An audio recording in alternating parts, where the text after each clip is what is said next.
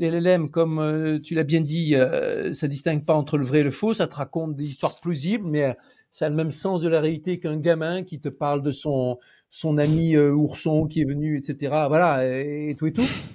Mais et t'as pas envie donc et ça n'a pas été fait pour être fiable les LLM.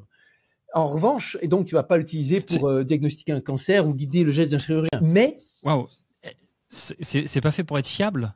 Un LLM, c'est pas fait pour être fiable. Mais il faut que les gens l'entendent. C'est pas fait pour être fiable. Faut le dire explicitement. T'as quand même un avocat aux États-Unis qui a plaidé sur une jurisprudence qui était totalement fausse, sortie par ChatGPT.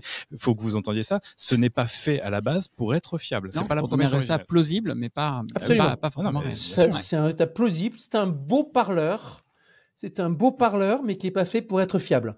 Et peut être très utile pour autant. Exemple d'application du LLM, j'ai une disserte à faire, je regarde quelles sont les idées que brasse ChatGPT. Alors, si je recopie son contenu, c'est que vraiment, non seulement je cours le risque de me faire taper sur les doigts parce que il peut y avoir des fautes énormes qui sont dedans, mais en plus j'ai progressé que dalle. C'est pas comme ça que je vais tirer profit de mon enseignement. En revanche, si je regarde ce qu'il y a, est-ce que je dis, ouais, là, ça, c'est une bonne idée, ça, j'admire, ça, je vais essayer de récupérer, ça, je vais améliorer, ça, c'est faux, je le jette.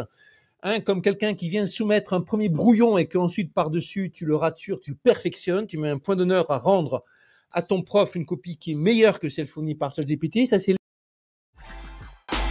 French Tech, esprit critique pour tech éthique.